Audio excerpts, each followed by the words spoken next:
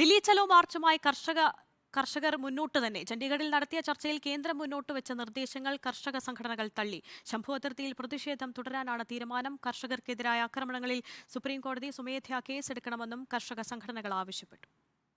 देखिए, दिल्ली गवर्नमेंट की जो प्रपोजल है उसको ना मानने के पीछे जो सबसे बड़ी बात है वो ये है कि उन्होंने एक तो ये बात कही गई, हमें अंदर ये बात कही कि देखिए पूरे देश की सभी फसलों को हम खरीदेंगे, हमारे साथ ये बात कही गई है।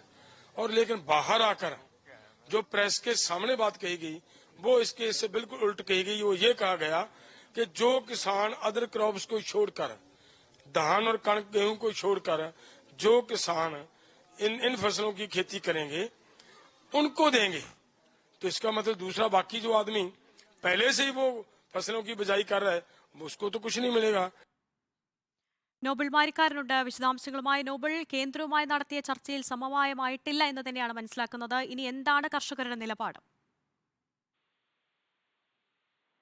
കേന്ദ്ര സർക്കാരിന്റെ നിർദ്ദേശങ്ങൾ കർഷക സംഘടനകൾ ഇപ്പോൾ തള്ളിയിരിക്കുന്നു. കർഷക സംഘടനകൾ വ്യക്തമാക്കുന്നത് നിലവിൽ നൽകിയിരിക്കുന്ന ഉറപ്പുകൾ അത് പോരാ എന്നുള്ളതാണ്. പ്രധാനമായും താങ്ങുവില എന്നതിനപ്പുറം തന്നെ മറ്റു ചില ആവശ്യങ്ങൾ കർഷക സംഘടനകൾ മുന്നോട്ട് വയ്ക്കുന്നത് അത് പ്രധാനപ്പെട്ട ഈ കടങ്ങൾ എഴുത്തള്ളുക എന്നുള്ളതാണ്. മറ്റൊന്ന് 2021-20 കാലഘട്ടത്തിലെ കർഷക സമരവുമായി ബന്ധപ്പെട്ട് എടുത്ത FIR എല്ലാം റദ്ദാക്കണമെന്ന ആവശ്യം ഉൾപ്പെടെ കർഷക സംഘടനകൾ മുന്നോട്ട് വയ്ക്കുന്നു. എന്താണെങ്കിലും കേന്ദ്ര സർക്കാർ ഇന്നലെ നടത്തിയ ചർച്ചകളിൽ സമവായം ഉണ്ടാകുമെന്ന് സൂചനകൾ ഉണ്ടായെങ്കിലും അതൊന്നും സമവായത്തിലേക്കല്ല പോകുന്നത് എന്ന് തെളിയിക്കുന്നതാണ് പുതിയ നീക്കങ്ങൾ. അതോടൊപ്പം തന്നെ ഈ മറ്റന്നാൾ വരെ ശംഭു അതിർത്തി തുടരാനാണ് കർഷക സംഘടനകളുടെ ഇപ്പോൾ തീരുമാനം.